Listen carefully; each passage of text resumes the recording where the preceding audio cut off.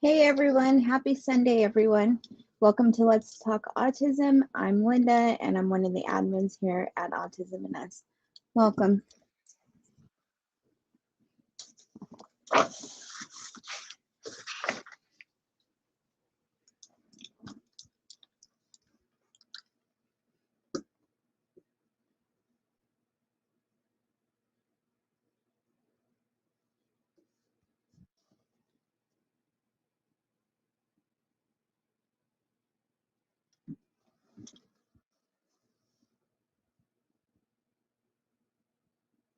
Hi Kay. Hey Charles. Charles, you're welcome to join in if you'd like. I'll post the link in a second. Hey Jocelyn.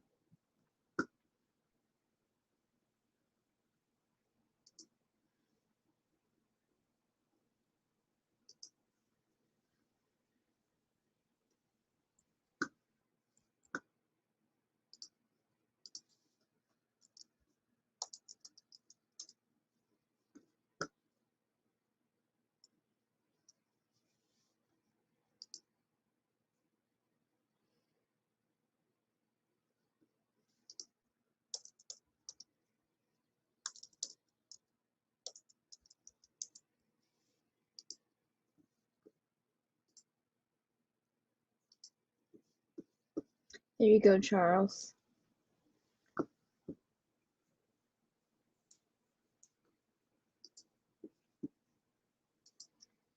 Hi Debbie. Hi Sue and Darnell. Hey Tammy. How's everybody this Sunday?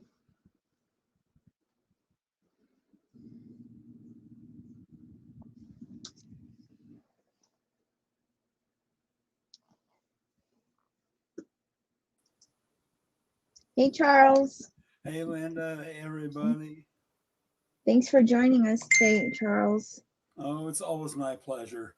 You know, whatever encouragement I can be to anybody. Thanks for joining us. And that you definitely are. Yeah, again, I just realized I was echoing, so I closed out my eyes.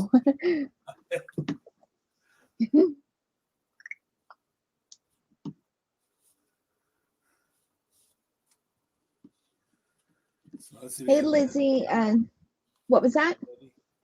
So hi Debbie. Oh.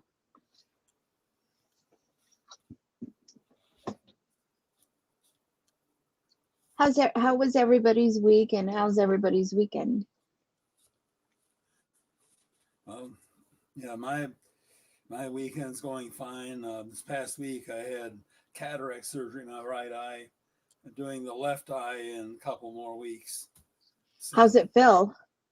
Feels okay now. You know, drops I had put in the eye 4 times a day for the next few weeks, but you know, it feels fine though. Good. That's good to hear.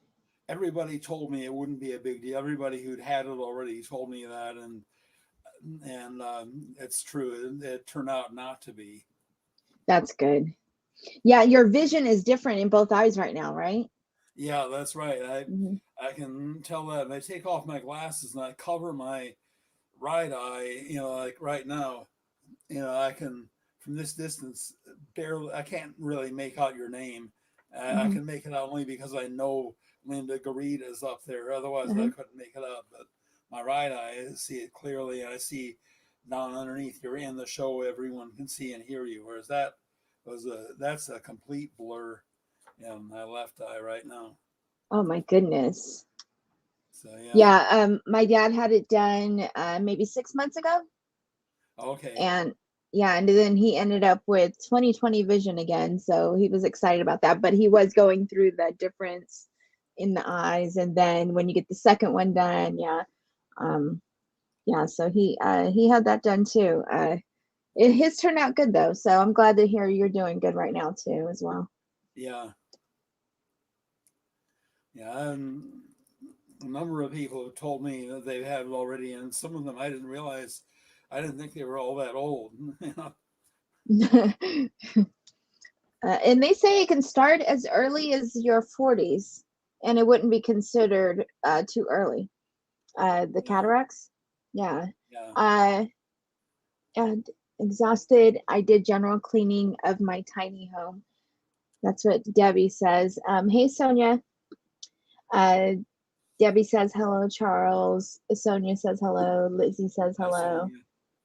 And hi in Dublin, Ireland to Audrey. Hi, Audrey. Hi, Audrey. Dublin, Ireland. Wow. Debbie says, my daughter is excited. We're going to look for a new vehicle. I am not happy because my mobility card is on my Saturn Outlook. I am concerned about having it put on another vehicle. Nicole is always excited about going someplace. Well, it's good. At least she's excited about it, right? I guess there's Yeah. pros and cons with everything, right? Yeah, it's a lot easier to deal with yourself than it is deal with a child on the spectrum. Mm-hmm. Yeah, exactly. Unexpected reactions. Thing I Mm-hmm. found a lot of times, I think parents can forestall at least some of these reactions by building up their child's anticipation for something ahead of time. Mm-hmm. Yeah, I think what we do with Emily is we let her know things that we know are pretty solid that will happen. Things that might flex a little, we might not let her know as soon because a lot of things can change with it. But if we know there's something definite, like say the first day of school, then we let her know well in advance, and we keep we keep bringing it up to her and reminding her that it's coming. And that's true. That is a danger you have to be aware of. That it's if it's something that might not happen. Mm-hmm. Yeah. Like for instance, we were going to go to the Grand Canyon this summer, and she had just learned about it at the end of her school year last year, and we were doing a road trip. We got to Utah, and plans changed because of the weather in Arizona, and so our whole trip ended up different. We ended up in Washington instead. So it was a good thing. We told her road trip and we told her how many days, but we didn't give too many specifics because we didn't know how it would work. So it worked out well to not tell her that and just tell her about the biggest part that we knew for sure we'd be on vacation, but instead of the details, it worked out. Yeah. Kate says, yeah, it used to be 40s, now they say 30s. Yeah, I seen it's not uncommon in our 40s. My vision changed drastically within, I think, the last year.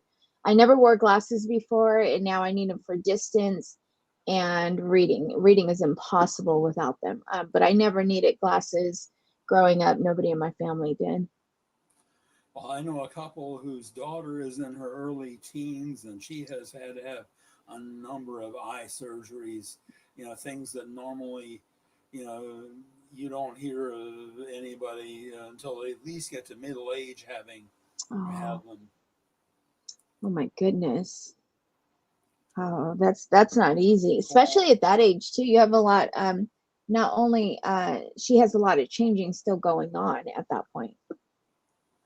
And Nicole, 32. Hey guys, sorry I'm late. Hi. Hey, Loranda.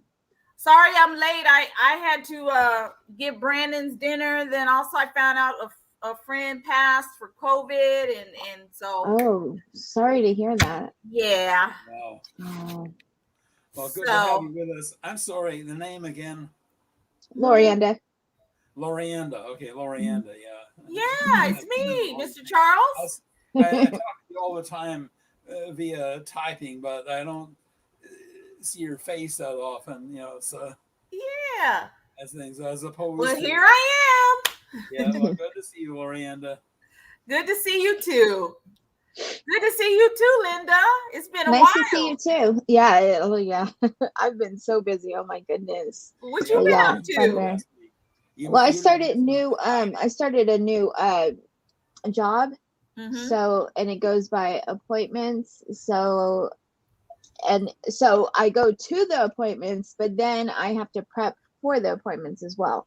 So, and then I just now started a new job, which is also by appointment. So it could be sporadic, it could be here and there, and yeah, so it can just land on the wrong times, on the wrong days where I can't do everything at that time. So yeah, that's okay. Fitting it in, and the beginning of something, you're still working out schedules, you're still working out everything. So and the last. Getting your groove, getting your little own thing going. Exactly. Yeah. So my last business, my childcare, I had for 22 years, and still finishing that up. But it took a whole year to get used to that in the schedule and the role of things. So. Oh, yeah. So I'll be there soon. Yeah. Yes. So how have you been? Girl, you guys, a couple days ago, my air conditioning didn't go out all the way, but it the blower motor went out. So like the air was coming out like little seeping out. Like I felt like I was gonna die. And so that costs a whopping $500. Wow. But then I know. I was like, oh Lord. And then, but then he made me feel better because he was like, well, at least it's not you got to get a brand new air conditioning. And I was like, well, how much? I was naive because I said, well, how much is that? He was like, well, yours would run about $6,000. I was like, oh, okay. Okay, 500 quickly for this. Yeah, right. So that's what's happened with that. And then, just working and working and working and working. And then Brandon, trying to get skinny boy back to gaining some weight and stuff. He's doing better. I think he gained about 3 pounds now. But he's got a ways to go. But he does have an appetite now. So I love that. Good. Mm-hmm. And then he's sleeping. He's sleeping a little better. He's only sleeping like 5 hours, but I'll take the 5 hours and nothing. Good. 5 hours straight through? Yeah. Good. How old is Brandon? That's good. He's 24. 24, a grown man. Yeah. Yeah. So I'm going to say, when I was, a little boy, even up to my preteens, I was always very skinny because I was such a picky eater. But then I began putting on the weight. Okay. Well, thank you for sharing that with me. How about your sleeping when you were like 24 years old? How was your sleeping pattern and stuff? I didn't really have any problem with my sleeping pattern then. The problems I had with sleep, basically I had some problems when I was about 10 or 11, and then they kind of went away. And after that, I really haven't had major problems with sleeping. Well, that's good. Because this child over here, he does. Does Emily have problems sleeping, Linda? She does sometimes. She hasn't had them in a while. Like, so today she just woke up from a nap. Like, I've been hearing her for about maybe 30 minutes. Mm-hmm. And then after school, she may or may not take a nap. But for the most part, well, we give her something to help her sleep at night. The doctor prescribed it. And because she would literally maybe sleep 2 hours in a night and then have to go to school. And it was just this horrible cycle. Yes, that's what Brandon. It was a horrible cycle. So the medication helps her get to sleep, stay asleep. She wakes up refreshed. And that's been doing fairly well. I think we give her 1/4 of what she can take. She can take like 200 milligrams, and I think we can give her 50 and she'll be okay. If it's really rough, we might add in another 50, like say speak in a few hours. But for the most part, that's one of the most common things I think we hear with autism is the sleep problems. And it doesn't help for the next day to be tired and then to keep compiling lack of sleep on another day of lack of sleep, literally like surviving on naps, can't help. So I think it's important, the quality of sleep. People underestimate, a solid night's sleep, but it's very important. Oh, honey, I love me some sleep, honey. Me too. I take it when I can get it. You can make fun of me. You can make fun of me all you want. I'll take a nap. In the daytime, nighttime, I could have just took a nap and get up and take another nap. Yeah, that's like I me can too. Yeah. sometimes do that. But yeah, I was 24 years old 50 years ago. I'm 74 now. So, and 50 years ago, this time of year, I was a newlywed. Oh, Yeah, that's right. My late first wife, Judy, and I just returned from our honeymoon. In fact, we were just moving from my bachelor apartment to our one bedroom apartment we lived for our oh, first year. yeah. So do we got any people on? Let me. Yeah, Debbie says yes, that's a major issue for Nicole. We make sure we take her someplace. The car dealer is near her sister, so we will go there if the dealership is a flop.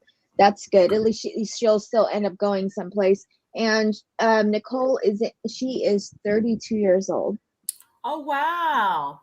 Okay, and diabetes is a real concern. My husband has to keep his visits with the ophthalmologist.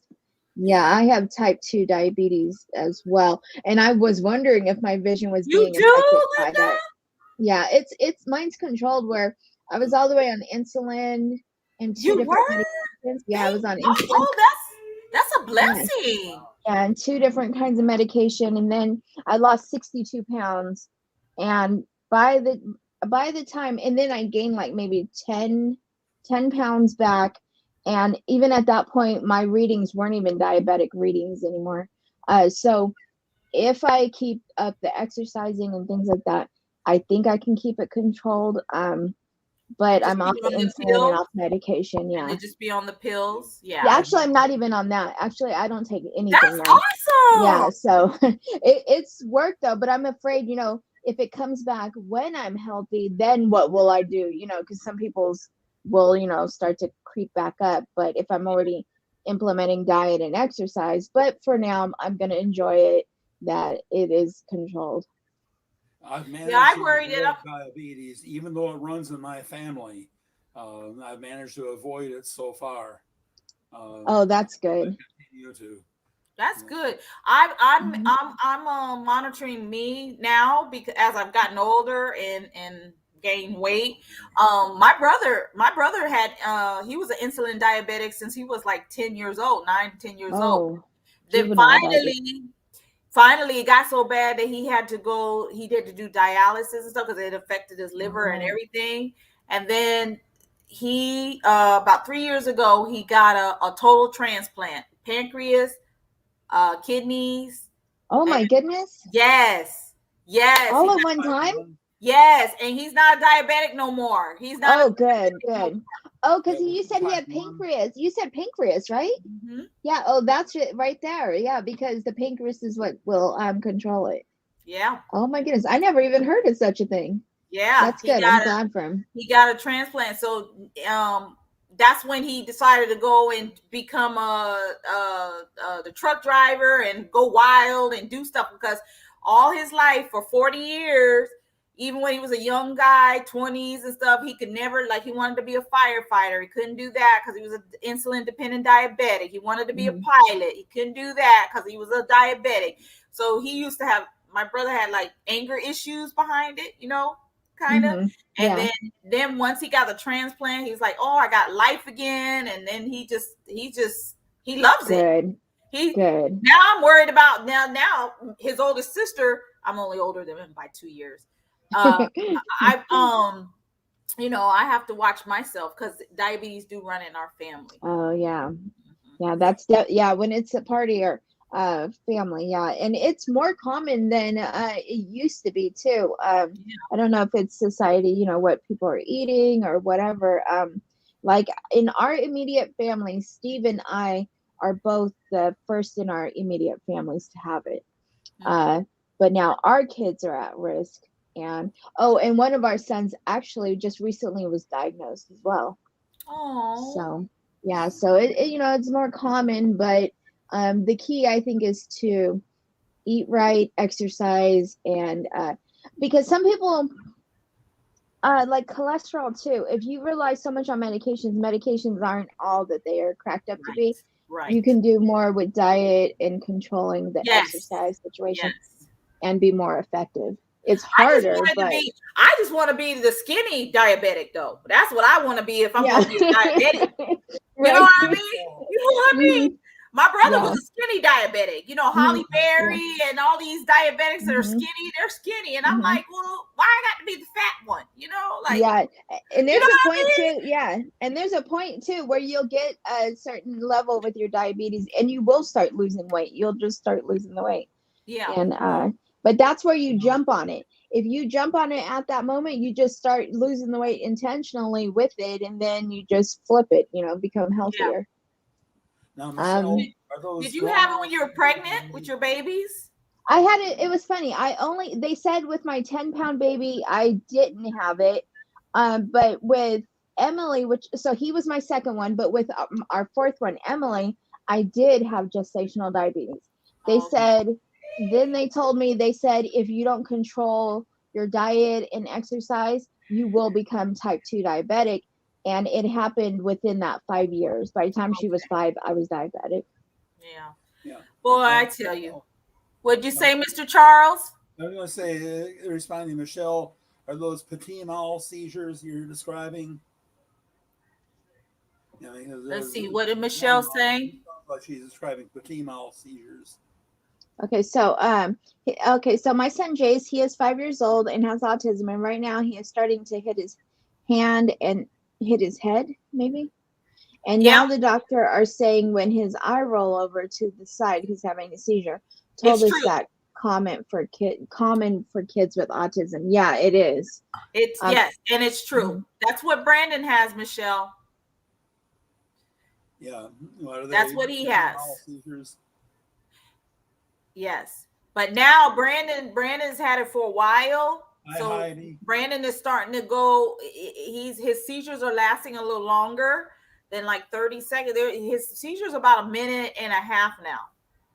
And oh my goodness. Yeah. So eventually, well, the doctor said with Brandon, eventually he will have a grand mal seizure. He will. Oh my goodness. It will happen. Oh my goodness. Let's see, responding to Kenyana, a lot of it you have to identify what triggers the meltdowns, and when you understand the type of thing that triggers these meltdowns, then you're in a position to prepare him ahead of time for them.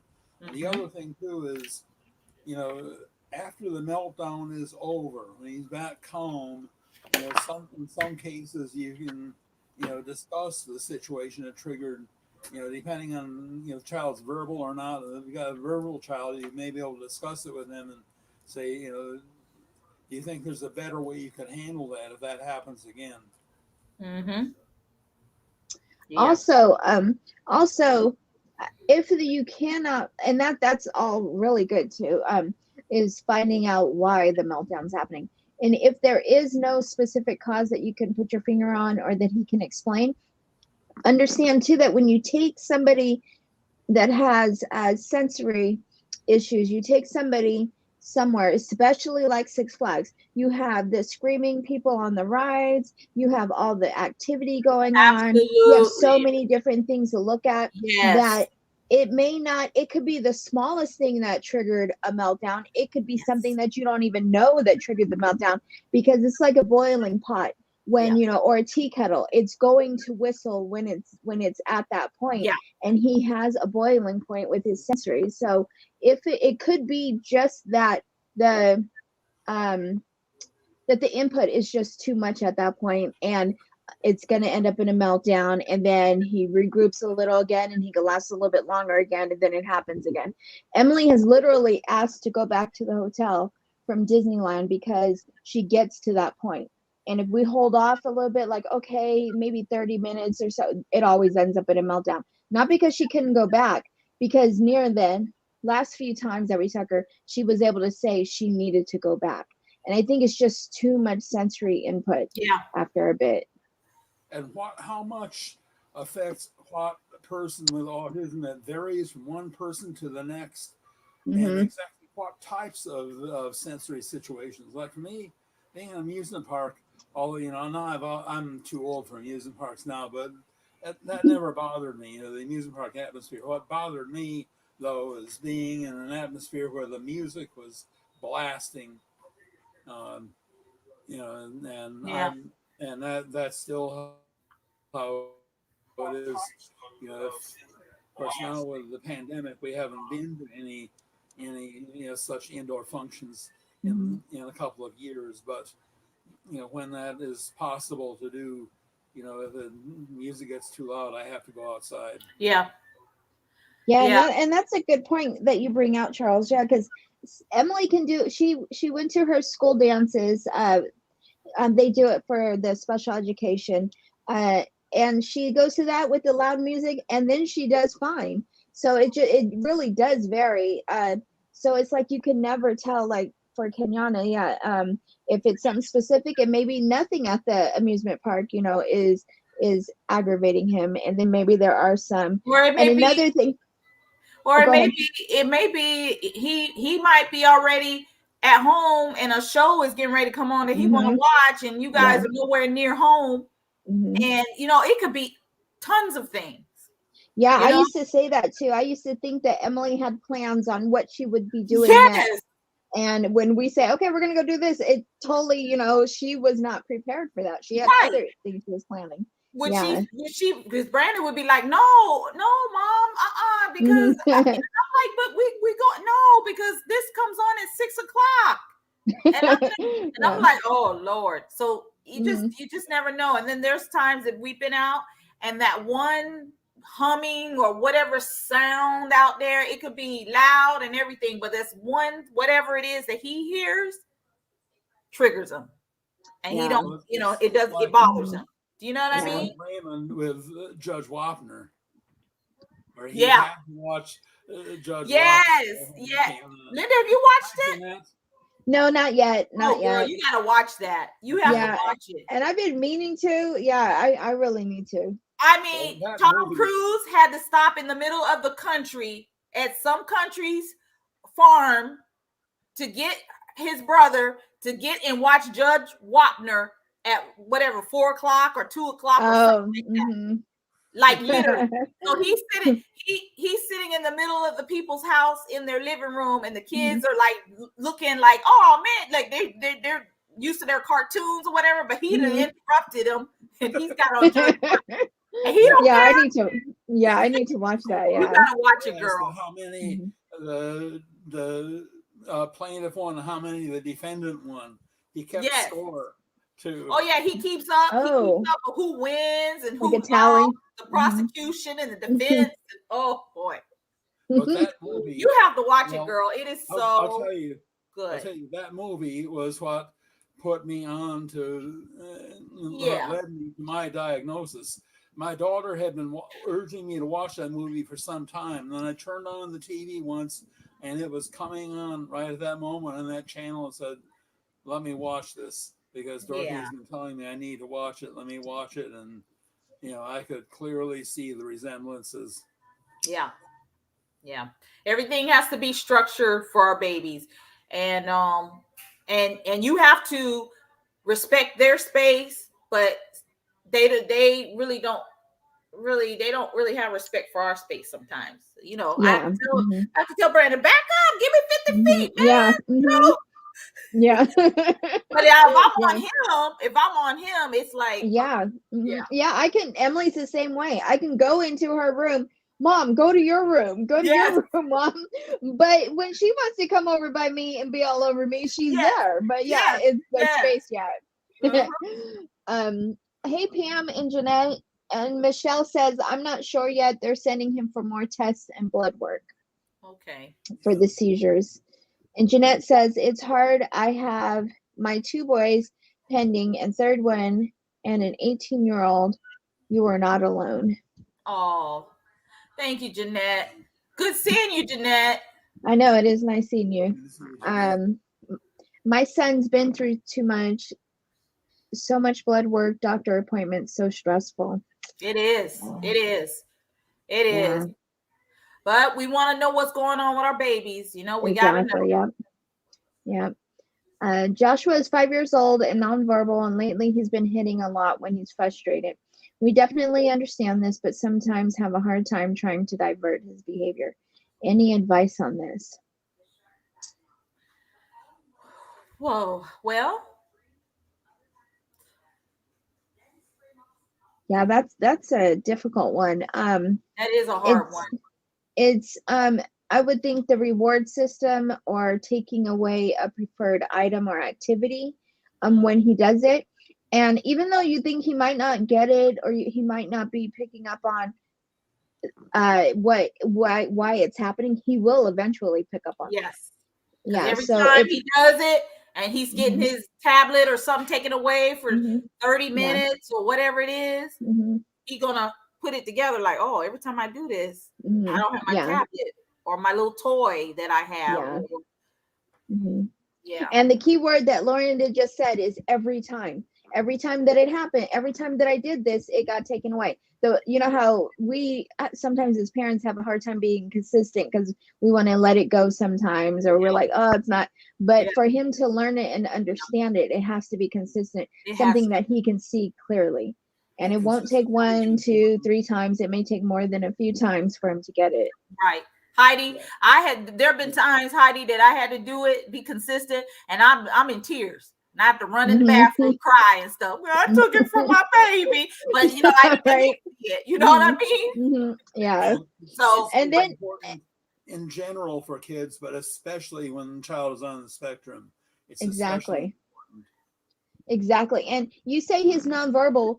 And so understanding that he's nonverbal and exactly what nonverbal means. So it doesn't mean he doesn't understand words. It says it means he's not speaking, words to you. right. So don't underestimate what he understands and doesn't understand. Explain it to him. Even if he gets frustrated and then he does not hit, commend him for, okay, we understand you're upset. We're glad you did Yes. not hit. So don't ever underestimate how much he's understanding. Right. Because they do understand. Yeah. They do. And especially they understand mama.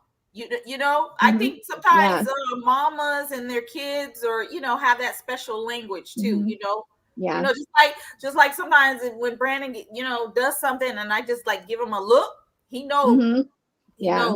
what that look means. And And yeah, I'm not gonna do nothing, but I give that look and he don't like yeah. that look.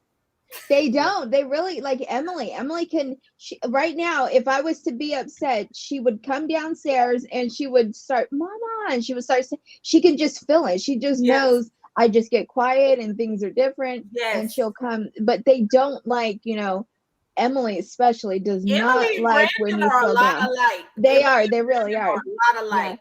Was it when was his birthday? It's not the same day. It's like 3 days. Yeah, like January 8th, and then Emily's what, Okay, the 5th? the 5th. Yeah, the 5th. Yeah. Yeah. See, they're Yeah, I like, was just yeah, they are really alike. and Yeah. like when I'm mad, if I'm upset, and Brandon's mom, are you mad at me? He wants to hug me, and I Yeah. don't Emily. stress, and Yeah, so same thing with Emily. Yeah.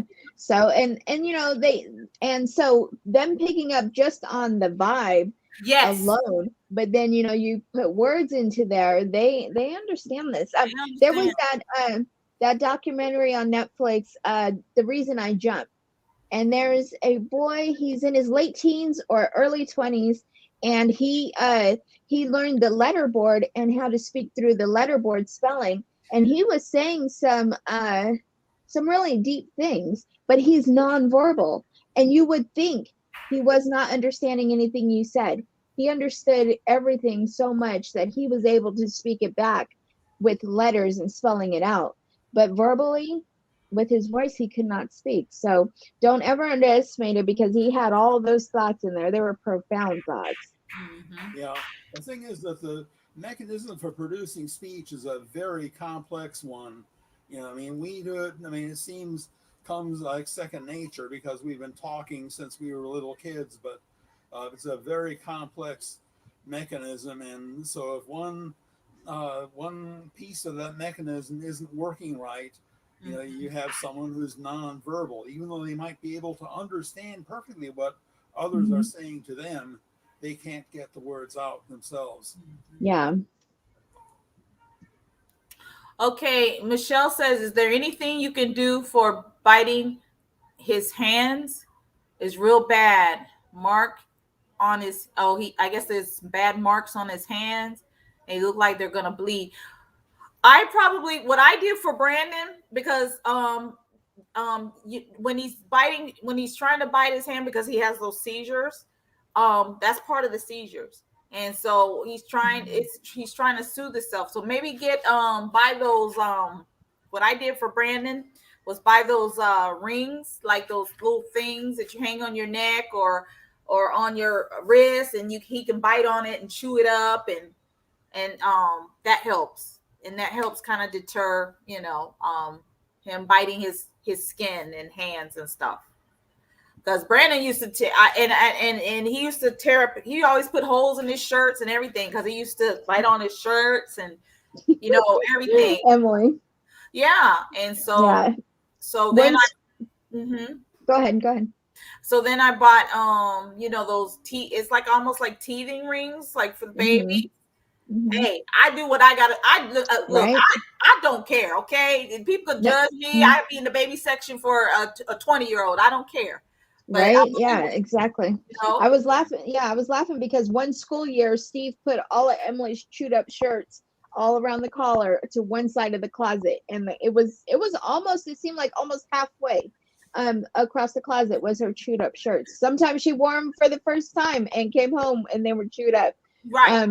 But better her shirt than her hand or somebody else. Yes.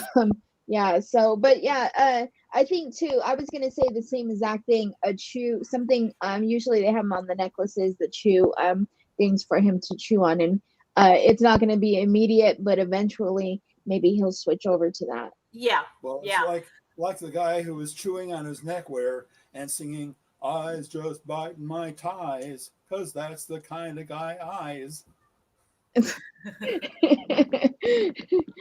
I'm glad you're here though, Jeanette. I have cried too, girl. Thank you all. Yeah. You're welcome, Heidi. I hope it gets better. Take each day at a time. Yes. And Kenyana says the staff at Daniel's special needs private school are magicians. We went to a fundraiser at his school this Saturday, and a staff meeting did something with her finger, and she was able to redirect him in seconds. I need to learn that, LOL. Yeah, that's awesome when you can find somebody like that at school that can connect with them like that. Because then you worry less about what's going on when you're not there, because you know that somebody gets Daniel, somebody understands him. Yes, my son is biting his shirt too, but the doctor said it is a behavior issue. No, it's from his seizure. It's from the seizures most people that have seizures, especially the petit mal, the absent seizures, I bet Michelle, is your son also drooling? Because Brandon used to drool like a little 3-month-old baby, and a lot of she drooling. Is, yeah. And it is Michelle that's getting him tested, right? That is Michelle that was talking about I think seizures. So. She said and he's gonna get more blood work and stuff. But I think she lives in Canada, if I'm not correct. Oh, okay. Yeah, I'm pretty sure.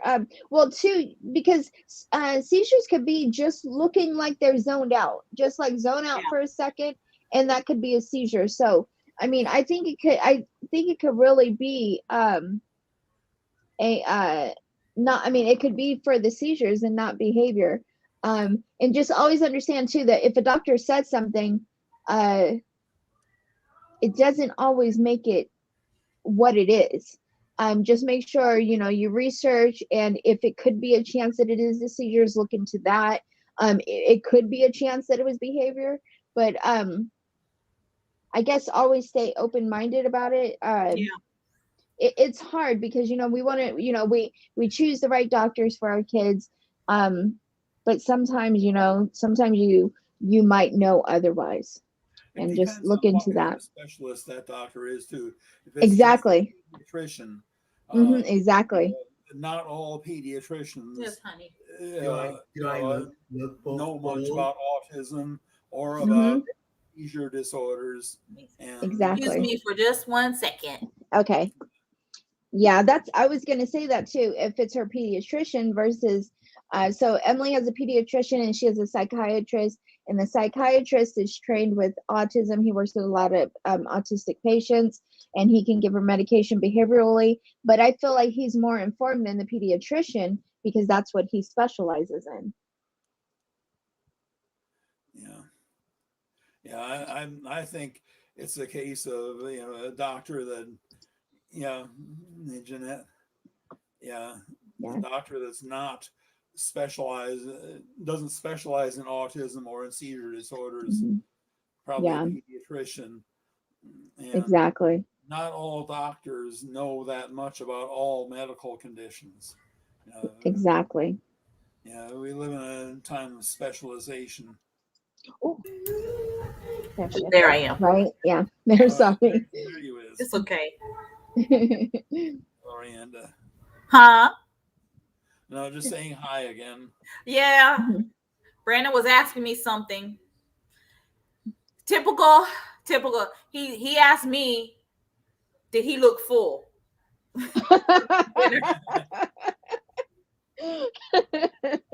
So was he asking, can he be done eating, or yes. Yeah.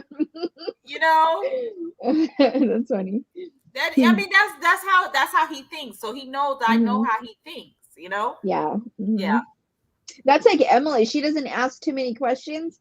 So instead of asking for something, she'll state it like, I like parks. So she would say, I like parks. Then we know, okay, she's asking for the park. Right. She won't ask, right? Yeah. She just states it. Yeah. Kenyana says, Daniel zones out sometimes too. Didn't know it could be seizures. It could be a few seconds. They told when we first started talking about Emily having autism, they said watch for a zone out. They said it could be literally a few seconds, and that could be a seizure. It's true. Yeah, that's the key is if they zone out for just a few seconds and come back, as opposed to zoning out for an extended time. It could be just drowsiness. It could. Like Cindy and I were watching an old Perry Mason episode today, and we had to go back to the last commercial break because we missed the last part, including when the killer was exposed and everything. We missed that whole thing. We had back to the last commercial break before that and watched that last part because we both fell asleep.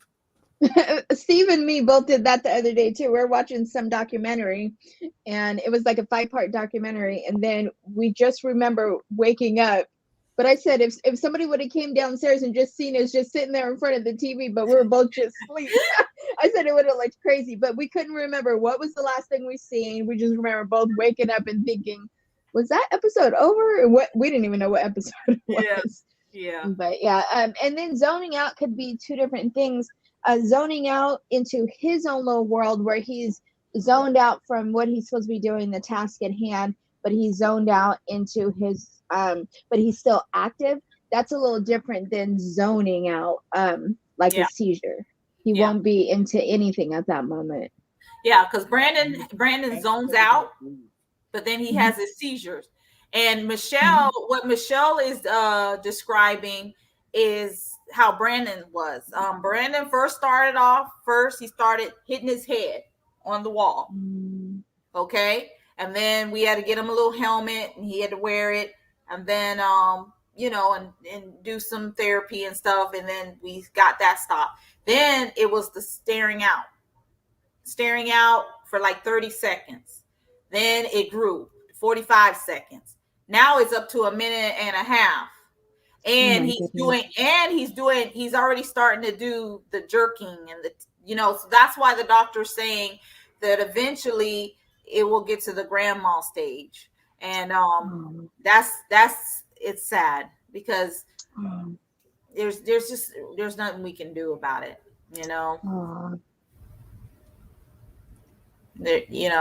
it's sad, And so before all of that, before he got to the minute and 30 seconds, him zoning out and stuff, when he was in the 30 seconds, before that, that's when he was chewing up his shirts. He was biting on his hands and then I got him the chews that helped. And, it's like stages.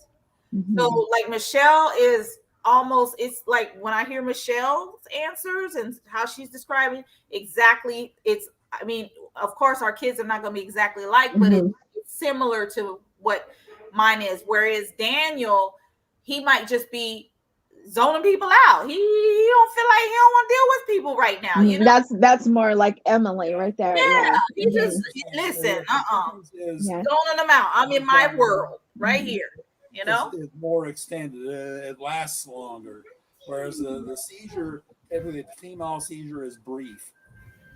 A matter of maybe at most, yeah, often less than that. yeah, yeah. So yeah, it's you know, we got to do what we can do. You know, we just I just but you know what you can do, Michelle, though, you can, that's when you start asking your case manager and you know, when he gets services, where he gets services, start asking for more hours and more support, because and you could use what I use, because I told him, I said, I don't want to be coming home one day and find my son then fell out and had a grandma seizure and on the floor, and I come in the house and he's dead, you know, because he didn't hit his head, you know, he'd had a grandma seizure. So then when I said that to the board and to the people, they knew I wasn't playing, and they had to put something in place, because they would be responsible, because parent is telling you now that this is an issue. So, you know, so that might help you get more support, you know. She says she still has Brandon's picture he painted in her son's room. I still have mine back here too. Yeah. He was so proud when he did those pictures. Yeah, I love it. I hung it on the, I don't know if you can see it. Hold on. I hung mine. It's part of that wall back there, but it's right here. Yeah, that's nice. Yeah. That's nice. Yes. But he did that. Okay. I didn't know he was one did that. That's great. He surprised Linda and Nita. He made them for Linda and Nita. Yep, and I have it right here. It's hanging on the wall. Right, that people in the autism spectrum are often either very good at art and terrible at math, or very good at math, which is me, and terrible at art, and that's me. see, and Brandon's opposite of you, Mr. Charles. He's terrible in math, but oh my gosh, and art and all that stuff, English. That's how Temple Grandin is too. Yeah, he gets it. He get all of that, computers and all that stuff, Ooh, that abstract stuff. He gets it. I don't. That's the same thing with Emily. Yeah. And if you tell him math, like sometimes I'll tell him, I'll say, okay, like sometimes when he can't sleep, I'll say, okay, well, I bet if we do a couple math problems, that'll make you tired. He'd be like, no. He's like, no math, no math. Yeah, Emily used to say they taught her no thank you. And so it would be math time, and she would say, no thank you. No thank you. And she would just, like, she had an option. But art just comes to her just like I mean, it's just natural. You can almost see the process. If you sit there and watch her, you could see the thought come to her mind, and then all of a sudden she's just start drawing it. She's also into books and stories, and she can follow along. Yeah, and it's like, so we'll be watching a movie, and she may laugh at a part or something, and I'm like halfway watching the movie, but I didn't get it and I missed it, but she picks up right on it, or she's following. Yeah, she's following the dialogue really, really good. I remember last year when I think her dad had posted that she I guess she had tore the shirt or something, and then she patched it up with that's what I'm saying. Creative. Yeah. Oh, yeah. She even colored it. Because it was tie dye, and she even colored the thing that the patch. That's what I'm saying. Tie-dye. That's right. Yeah. That's what I'm saying. Yeah. My sister who was neurotypical, she was an artist, and for years I had a tie dye T-shirt she made. Finally, it got too raggedy. I had to throw it out, but. Yeah, tie-dye. I like that. Back and goes down. Marcus has the silent ones with no movement, just blank into the zone. Yeah, I seem to run in families. 4-year-old says doctor appointment October 11th. Never Oh, had that. I will definitely keep you in my thoughts, Jeanette. Mm-hmm. Yeah. Oh, That's anybody ever watch the I think it's called Autism Warrior Mama on YouTube? And she has a grown son on the spectrum, and his name is Jamie, and he would hit his head on the wall a lot. She'd have to put a helmet on him, or she'd have to hold him like to keep him from doing that. And she always felt like it was something that he was filling in his head that and it was probably just like you described with the seizures. It is. And and it makes sense because he would just all of a sudden pop up and then do it, and then after a while it would subside. But he it reminded me exactly of that. Well, I don't know. I think I shared with Linda and Nita one of Brandon's episodes. Didn't I share that with you guys? Yeah, I seen it. Yeah, that was hard. Yeah. The behavior, or his therapist was there, his behavior tech or something. Yeah, that was oh my goodness. Yeah, that was really hard. Yeah. He's doing a lot of movement with his head. Is that normal for kids with autism? I'm not going to say that it's normal for all kids with autism, but it is prevalent. Like a lot of children with autism do have seizures, but I'm not going to say all of them have it. It's not necessarily seizures either. It can be stimming, which is a different story. No. I do my share of twitching. She said movement of the head, and that's why, that's unclear as to what she's describing. Oh, I see what you're saying. Yeah, because Brandon, he jerks. Now with the head, he used to just hit his head up against the wall and stuff like that. But his body jerks, like he, So I think you might be right, Mr. Charles, because she said movement of the head only. She didn't say like his body. Brandon jerks. So I was gonna ask her what kind it was. Yeah. Kenyana says they say no thank you quite a bit at Daniel's school too. Yeah, it's funny because they teach them to say no thank you, but then they don't explain that it's not always an option to opt out of things. But well, I remember one time, I got to give this experience because it shows again, how following directions or understanding the difference between situations can be difficult for us. I remember one time I was a teenager, I answered phone call. It was for my mom and somebody she knew, and mom told me, tell her thanks, but, and she gave a little story with that, and it seemed a little complicated to me, so I just told her, mom says no thank you, but that didn't come across the way mom meant for the answer she wanted me to say to come across, but I thought I was being polite. But no thank you, in some situations that's not really all that polite. No, it isn't. You're right. It isn't. I love how Nita's son say no thank you. No thank you. No thank you.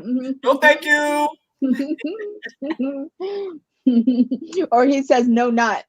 No not. Is it no not? I think, right? You go get ready to go to bed. No not. DeAndre's funny. She'll be on the live and she'll be like, okay, no, don't do that. No, or you going to bed. No not. You're not gonna play with your music. Not gonna play your music. No not. Kenyana says Daniel shakes his head quite a bit too, but the pediatrician said those are tics and there's nothing they can do about it. And that's another thing. So like epilepsy, which is just having a certain amount of seizures, is common with autism. Not everybody on the spectrum has it. Another thing is stimming with autism, which is very, very common. But then another thing that also can occur not infrequently with autism is Tourette syndrome, which has anything from just a tick up to verbal Tourette's, verbal sayings and things like that. So that Absolutely also right. is wide spectrum on Tourette's. And I've You are. seen through this group alone, that's common. You are absolutely right, Linda. And in fact, Brandon's neurologist that's what he's getting ready to explore, to see if Brandon has Tourette's on top of it, because of the jerking and the movements sometimes. Yeah. Like the ticks. Yeah, exactly. Yeah. Yeah. I mean, it can be as simple as a certain kind of blink, and it's not a blink to, because you're blinking. It could be just twitching of your eyes. Right. And that it can be so simple up to like, just same thing with autism. Yeah. It's a spectrum. Yeah. My Marcus has the brain damage in the frontal part of his brain, and the seizures attack there. Right. That's Brandon. The frontal lobe. Oh. Yes. They said Brandon don't even have a frontal lobe, the right frontal lobe. He don't even got it. It's still in infancy stage. That's too bad, Michelle. That's really too bad. They can't. I mean, and I have to wonder too. Because every doctor we go to, they always give us bad news. It's never good news. I have to wonder about the doctor, Michelle. Because me too. Because come on now. You've got to realize, that you're dealing with people, and there must be something good you can tell them. Me too, Charles. Absolutely. Because if Dr. Garish always was telling us all the bad stuff all the time and not recognizing, because he'll say, well, at least Brandon's doing this or whatever. You know what I'm saying? If he was always just telling me, well, yeah, he hit his head, he always doing ticks, and every time I go in there, he's always saying, I'd be like, oh, I need to find somebody else. I can't, no, because you saying that he's just doomed, like nothing. Yeah. There's nothing. Yeah, you have to, and sometimes it's the way even that you present what you find. Yeah. You can present it in a way that it doesn't sound like all bad news. Yeah. Exactly. And Michelle, understand too that so it's the way that it's presented. So when they say that he's doing this and he's having a difficult time with this, reinforcing that with positive and making sure that you see there's a lot more good than the thing that he's bringing out. So but also understand, don't let that discourage you, because even if he's presenting it poorly, the bad news every single appointment, it's not going to make it not true by not going and not treating it and not facing it, because you still want to do that. But if it's causing a lot of problems the way he's presenting it, that might be something that you need to look into and fixing. Yeah, it might be. Think about looking for a different doctor. If I agree. I agree. A little more understanding about people issues. Better bedside manner. And maybe he don't even know a lot about autism his own self. You understand? You'll be surprised. A lot of doctors don't know, about it. That's a whole other issue, is getting a doctor who has the right specialty, and knowledge. And another thing about that too is when they're not specialized with autism or not very knowledgeable with autism, is admitting that they're not. When the one that doesn't admit that I'm not very knowledgeable with autism, and they present information to you but they're not knowledgeable, that makes it so much more difficult. So we have the same pediatrician for our last 3 kids, and Emily's the third of them. And I didn't realize, he's a great pediatrician, but I didn't realize that how much I would be lacking with Emily and him as her pediatrician. But he let me know right off the bat, I'm not specialized in autism, but he will refer me to people who are, and the services that she needs. But understanding that he is not, and that he says that he isn't, is a big an important part. It's an important part. That was wonderful. Yes. Well, I'll tell you something too. When I went about getting my diagnosis after watching Rain Man and reading Temple Grandin's Thinking in Pictures, I called the local Autism Society and talked to the president of the local chapter of the Autism Society of America, where I lived in Northern Virginia, and she gave me the name of a neurologist who specialized in autism, and that's where I went for my diagnosis. I didn't just go look up any neurologist or any psychiatrist. I looked for someone who would know where I could find one with the right credentials. Yeah. Yeah. And then Michelle, just go in there and be mama bear, and then you educate him. Say, well, I agree. I agree differently. What is the way, how you say it? We agree to disagree, or yeah. Yeah, and let me explain to you, because there's certain things, educate them, I mean, listen, at the end of the day, you can fire him and get a new one and get another one that understands, you know what I mean? You shouldn't have to be where you are in tears and crying and scared to go and stuff like that. It shouldn't be like that. And Michelle said, and she goes on to say, we changed doctors like 3 or 4 times already. And sometimes it may take it. Yeah, it may take more. But the good thing is that you do have options to change doctors. Right. So just look at it that way. And sometimes it's the very first doctor you get, that's the perfect one. Yeah. Sometimes it's not. And sometimes it just takes continually looking. Right. If there's an organization like the Autism Society, I understand you may be in Canada. There probably is an Autism Society of Canada. But anyway, look, there should be a local autism society near you. And Michelle's, Mr. Charles, Michelle lives in Canada. She lives in Canada, so I don't know. I don't know. Well, if there's an Autism Society of America, I'd be awfully surprised, but there's not also an Autism Society of Canada. And okay. There should be something like it anyway, locally, that she can turn to. Yeah. Or be able to direct her to a local doctor. And see, that's the thing we can't do because, none of us live where she lives. Right. And it looks like it's called Autism Canada. Locally. Yeah, but we're in Canada. She might live like in Toronto, and it may be over there, way over there in what's another place in Montreal. She knows where she lives, and that's the thing.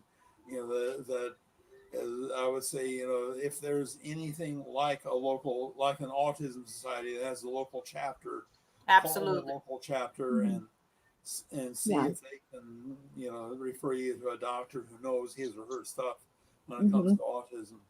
Yeah, and so one of them's called Autism Canada, and another one is called CASDA. CASDA is the acronym.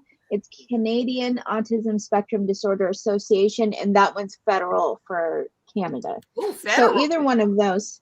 Oh, that's either one of those would be good. Yeah. Yes. So call them, Michelle, and then ask them to help you. Leamington, Ontario. Okay, the Toronto area. Yeah. Help you with this, and so you can get a good doctor that understands and have some compassion and patience, because again too, now I don't want somebody to always just running me out of there too. I want you to listen to what I'm saying about him and all of that, because I've had that. I've had problems with doctors, and I had to get rid of them. I'd be like, that one didn't want to listen. I'm trying to explain, he trying to tell me, and I'm like, I'm the mom though, I live with him all the time, I know. So you got this, and you got us. You do. And that is one of them right there. Linda, what was that? You did it. Linda, you put it up there. Oh, okay. Yeah, you got it up there. The other one is Autism Canada. So those are the two that I found. Okay. Yeah. Okay. So, well, I hope everything gets situated with that, Michelle. And hopefully when you come back next week, we'll be able to hear some things. And even if your doctor doesn't provide the good news to you, when he's providing other information, sit yourself down, and we forget to do this, make ourselves, build ourselves up. Look at his positives and remind yourself of his positives. And remind yourself that he is not, whatever the doctor says at that appointment does not make up his whole self. Think about the positives and focus on that, and then go ahead and get back into tackling what the issue at hand is. Okay, I see Leamington is actually near Windsor, so it's on the shore of Lake Erie. It's on the other side of Detroit. Yeah. Or across from Detroit, yeah. Again, there should be something in the Windsor area. Mm-hmm. Hey, Danon, he says, can I suggest what I use? I firmly believe help with my migraines. That was out of the blue. What I said, that was out of the blue. What does help, Danon? You stay strong. You stay strong as you can. Is Nita in here? Why you say that? Because or did you type something? No, I just typed something. Oh, okay. You said you're very well. Okay. Yeah. I didn't know if you typed it would do that too. Okay. I was going through I was going through all the comments and make sure that we had like kind of addressed everybody. And okay, got it. We did Jeanette, Kiana, Heidi, Michelle. So I just wanted to see if we missed somebody, and okay, I didn't want to leave nobody out. Yeah. Jeanette says you stay strong as you can, Michelle, and know we are here. Yes, most definitely do that, Michelle. And that's why we come on here Sunday, chat, check in, share resources, support one another. It's important. Regroup and go into the next week. Do it again the next Sunday. Let me see. Jeanette says she takes Fiorset for migraines. I did too.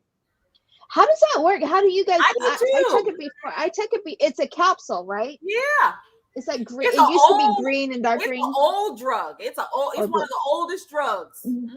Yeah, I used to take that. I can't remember if it helped or not. But I used to take that. I used to take Imitrex. I used to take Midrin. Now it's like it feels like nothing helps. Oh, you're like one of my best friends, Linda, because she did it all too. She was on Imitrex and all that, and she said nothing helps now. She just have to like go hard with it, just go raw with just having it because nothing helps. Yeah, I just have to wait it out until it gives up. The Fiorset is mixed with, mine has half like caffeine in it. For some reason, it depends on your migraines, because my migraines, caffeine helps me. So like if I drink a Coke or something like that, I'm good. Yeah. Some people that don't work for them. Yeah, it does. Yeah. It seemed like it used to help for mine, but not like that's the first thing I go to is caffeine. And then I think mine are more hormonal though. It could be. And so they're harder to get rid of. You might be right, because that's my best friend. Because she said she's been on Imitrex, she's been on Fiorset, she's been on Midrin is another one. Midrin, I mean, she's been on all of them, and but I know she's going through like some menopause and hormones and stuff changes.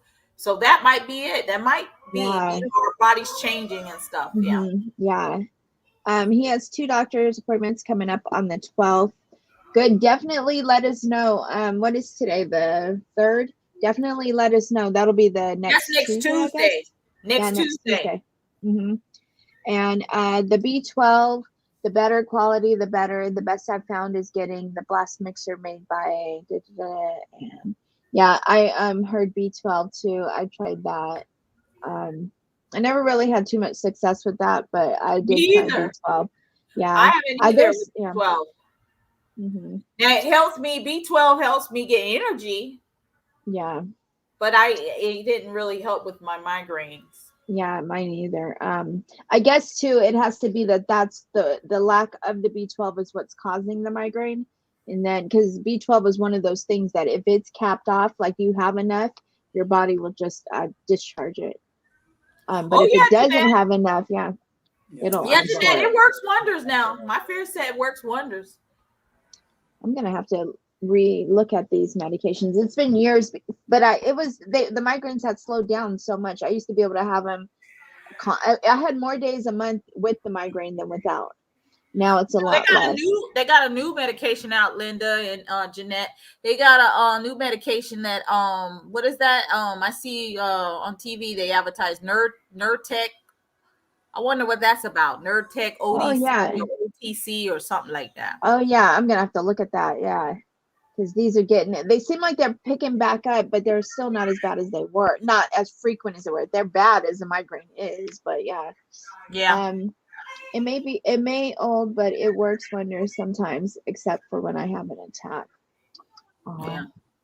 I eat chocolate and drink caffeine. Well, like sometimes when we have our migraine attacks, all of us, it's also too a little bit of stress in there too, and so all of that mixed in there, so nothing probably might not work. Yeah, exactly. That's the level I get to. My head. I'd be like, just take my head off. One time, right? I know. One time I went to my doctor's. I had a migraine so bad. I was like, "Can you just like take my head off my body and let it rest, and then put it back on?" Like that's how it hurts so bad, Yeah, it's horrible. They are no joke. Like if somebody ever says, "I don't know if I ever had a migraine," you didn't have a migraine then. You did not have a migraine. If you have to wonder, you never had one. Right. Yeah, they're horrible. Oh my goodness. They are. I don't know how or why, but the simplest explanation is it's oil the gears, improve the oxygen level in the blood, and improves neuro connections. Well, that's way over neuro connections. My pay grade, Linda. You take it. Well, like I said too, vitamin B is once your vitamin B is at the maximum level, your body will start to discharge it, and you can take as much vitamin B as you want, but if you already have enough, your body just gets rid of it. So if you were lacking and that was causing the migraine, yes, vitamin B would definitely probably help, but that has to be the cause. Do you have migraines, Mr. Charles? No, I never have them. I love coffee and I love chocolate, so I don't need.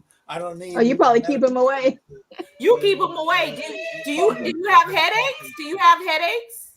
No. Well, they are it's very rare for me to have any kind of headache. That's what I'm saying. See, I knew it. I knew. That's why I asked you, because I knew.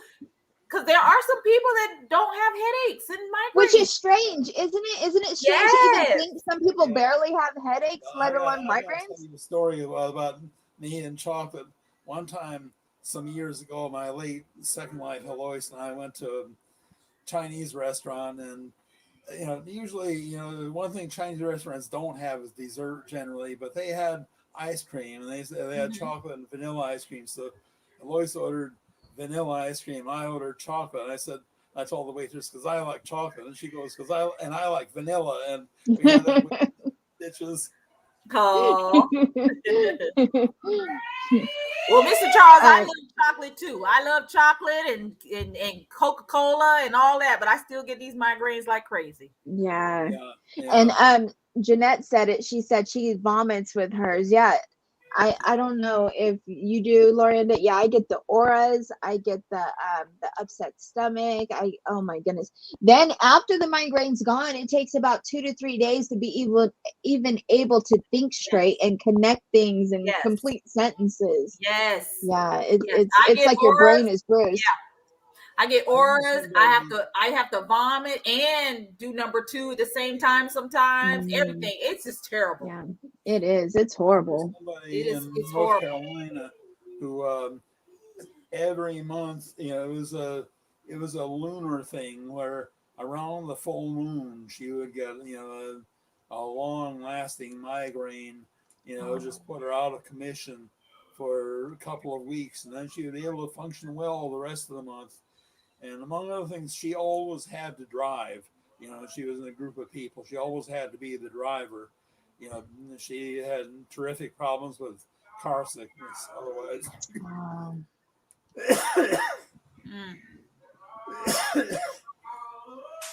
But okay, so limitations. All right. Yeah. Okay, so we're. Yep, it is that time. So Okay, well, thank you everybody for joining us, and hope to see everybody again next Sunday. And Nita should be back next Sunday with us. And I hope everybody has a good week. And Michelle, I hope things get better. Remember, focus on the positive and not the news that you're getting. Of course, always remember the positive as well. Keep things balanced. And I will talk to everybody during this week in the group, and see you guys all next Sunday. Thank you, Charles. Thank you, Lorienda, so much. Thank you. Yes, thank you. See everybody next week. Okay. See everyone next week. Have a good week, and try to make it positive. See you guys later. Bye. Bye-bye. Bye, everyone.